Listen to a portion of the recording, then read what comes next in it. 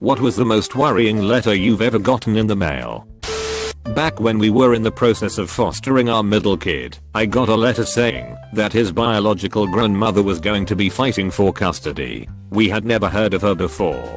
My son was placed with us at 7 months old, and we got this letter shortly after his 2nd birthday. We were starting to move forward with the adoption process to make it final. We ended up going forward with the custody battle. At the time, our state gave preference to biological families. Even though we were the only parents our son had ever known, there was a chance that he would be leaving our family to go live with a woman he had never met before. After a couple of months, his grandmother ended up dropping the case. We agreed to have meetings with her, but she wasn't interested.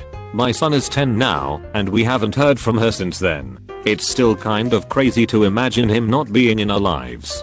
That letter was one of the scariest things to ever happen to our family. When I was 16, I had a car accident. An elderly man pulled out in front of me, and I T-boned him pretty hard. I walked away, but he was pretty fucked up and spent a lot of time in hospital. He was clearly at fault. I had witnesses that supported my claim that he just pulled out in front of me, leaving almost no time to stop. Insurance paid out, and I got on with my life.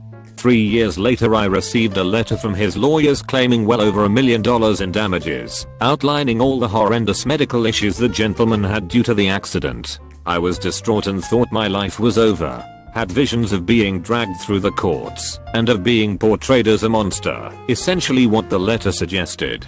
I took the letter to a lawyer and she asked, did his insurance pay you out? Yet they had. Turns out that's an admission of guilt, and they had no case.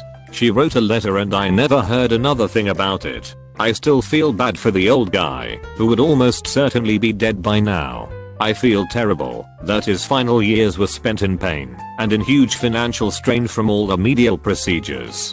But ultimately there was not a lot I could have done to avoid it. The letter from Brindalo saying I was going to be prosecuted for downloading porn. Apparently legit legal firm. Legit movie title that I may have downloaded. Ahem. Legal letter from cable company saying they'd been subpoenaed. Fuck.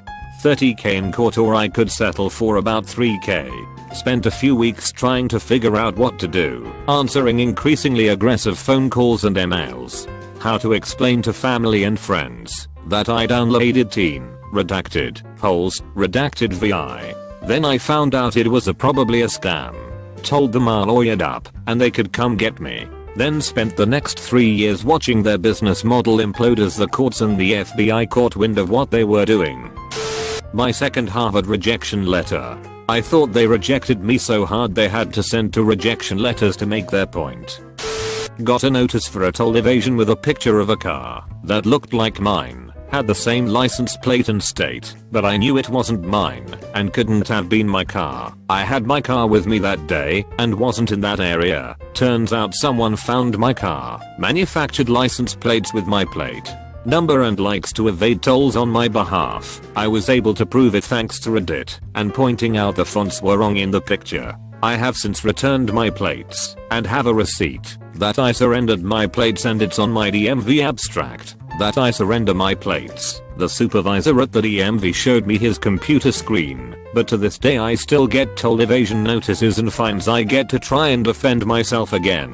It's easy, but also a pain in the ass. So far it's happened in 4 states about 7 times total. I've moved since and have another new set of plates from another state, so hoping it stops. I once got a letter asking if I was the father of a kid in my state who had my first and last name. When I called the number on the letter though, the kid was 7 and I'm 19 at the time. Sadly, I did not lose my virginity at 12. I received a letter after donating blood years ago with a big personal and confidential and important on it. Letter states I had a false positive on the necessary HIV screening. It had huge markers insisting I did not have HIV, but they were required to notify me. Apparently certain autoimmune diseases, which I have, can cause the pre-screen to test false positive, but after all additional testing, they confirmed it was negative. Considering I had no risk factors besides medical procedures, it was a huge heart attack day for me. Took a while for me to calm down and a few more blood tests. I once got a letter from my local power utility telling me I owed over $900 and that this was my third and final warning before they shut off my power. Holy shit. What the fuck? What did I do? I've been paying bills. Oh shit, oh shit. Then I read the address on the envelope. That's how I found out my neighbor was going into foreclosure. The mailman misdelivered mail and I just opened it assuming it was mine without ever reading the address on the envelope. The second most worrying was from the same power utility for a $700 bill in a single month alleging I used 3 months worth of gas in a single hour on a single random Tuesday afternoon. The meter was busted. I had to pay it while they investigated. But it was nice having no power bill for 3 months in a row once they decided that it was a mistake on their end. I'm BRCA1 positive, which long story short means my chances of developing breast cancer are 85% and I'll be getting a mastectomy at some point. However, because I'm only 22, they won't do any kind of scans or tests yet, which is fine, whatever. But I went to patient first sometime last year for bronchitis, and they did a chest X-ray. A week or two later, I got a letter in the mail that basically said, please give us a call immediately regarding the following test, chest X-ray. My first thought was that there was a lump or some kind of visible mass in my breast that they were able to see. Turns out they just wanted to tell me that the actual tech looked at my X-ray too and wanted to confirm that nothing was wrong. A letter from the Serbian army telling me that now that I was of legal age I was to report for duty. But then I remembered I'm a Canadian citizen and that they can suck it. But still was worried because I had a trip planned to Serbia and wasn't sure if they could just keep me there when I tried to leave.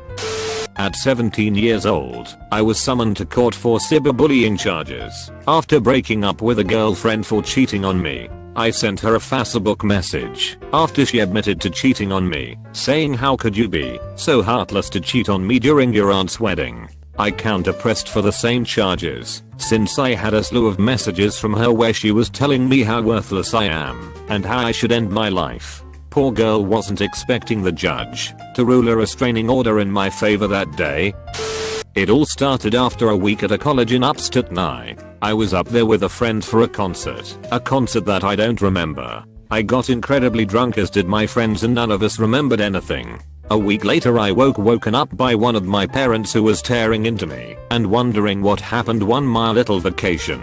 I claimed ignorance, and my parent pulled a letter out from behind their back that had the crest of said college as well as its name. As the message went on, I got more and more worried, but luckily the letter didn't go into detail. However, it did say that I'm banned for life from said college, and if I'm ever caught on their property again I will be subject to at least a $250 fine for trespassing. 10 years ago I received a handwritten letter without a return address. The letter referenced a partnership the sender had with a drug dealer and we happened to have the same name.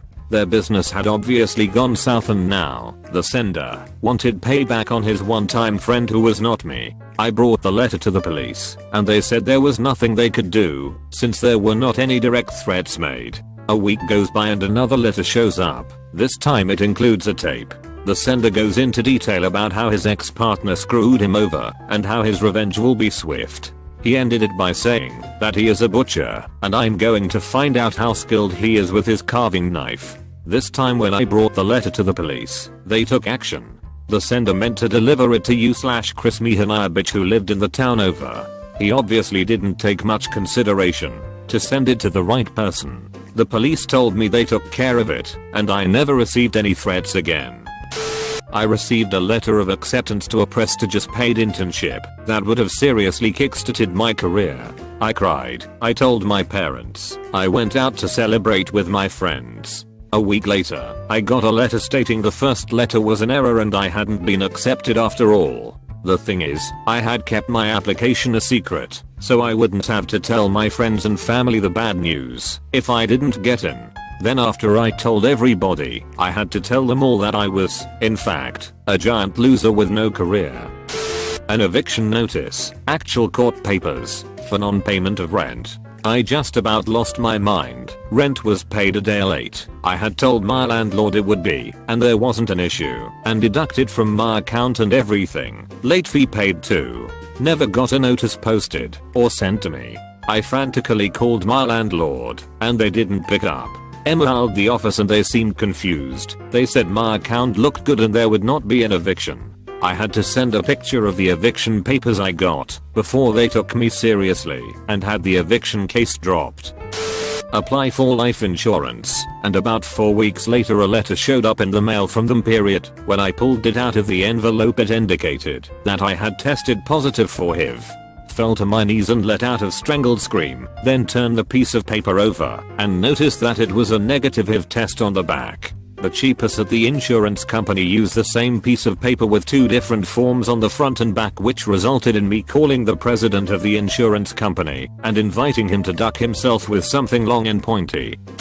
When I was 8 I got a birthday card from someone that claimed to be my Uncle Jim, whom I'd never heard of before, and he wrote an oddly specific letter about my family and my life. This was less than a week after we had been learning about stranger danger in school, and I was terrified. So I showed my mom, and that's when I learned Uncle Jim had just been released from prison after serving 20 years for meth manufacturing. I've lived in my place for over 3 years, and at least twice a week we receive mail addressed to a former tenant, either to his name directly or to his business guy's last name, Computing, LLC, from the eyes and various bill collectors, many with increasingly urgent and threatening past due and open immediately notices on the envelopes. We made his former roommate, who gave us a tour of the place before we signed the lease, aware of the situation, and she said something like, "Yeah, I'm pretty sure he knows about it. We've never opened any of them, but I'm pretty sure whenever they track this guy down, he is going to be in some deep shit." It was a letter I was included in. During college, roommates GF's parents received a letter informing them that their daughter was dating a black man, my roommate, and that they had been engaged in sexual activities. He told them to ask their GD if they needed confirmation. Come to find out that the person who wrote the letter had been watching her and her 3 friends at their house for months. He'd followed her to our house and found out where we lived. Found out both of our names. Additional creep factor, he wrote this shit on an old-fashioned typewriter.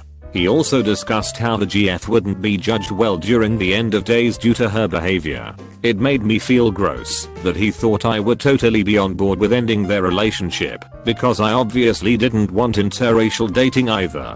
They got a restraining order. I've gotten 2 terrifying letters in my life. One I've already talked about here. The other was a bill for $3K from the eyes regarding a filing from 4 years ago. I was absolutely broke at the time and this was pretty much going to end me. Side note, keep all tax documentation forever. Hours of work and phone calls later, I was able to reassemble most of my tax documentation from that year in question, and got my bill down to $340. But it cost so much time and stress, my god. It took months to resolve. Safe to say though, nothing good comes out of that devil box by the road in my experience. For 6 years a couple times a year I would get a letter addressed to me, even though I moved. Every time same thing. From court blah blah in Texas. Dear Mrs. We are writing on behalf of ABC because you haven't paid child support, you owe $YYYYYY. We will continue to try and get in touch with you and send people to contact you. We know you have moved and will continue to collect the money owed. Please contact us to make payment blah blah blah. I was 17 when this started and I'd never been to Texas, still haven't. Certainly wasn't me they were after, but they were so persistent over so many years and 4 different addresses in 3 cities. Thankfully they stopped, and I can hopefully stop worrying about being arrested or something. I was injured while working for a large shopping company and required surgery. Now, I was only a seasonal employee, so I knew I was not going to be able to return to work. I was still on workers' compensation, since it happened on the job. About 2 weeks in, I receive a letter from the company telling me I had been terminated.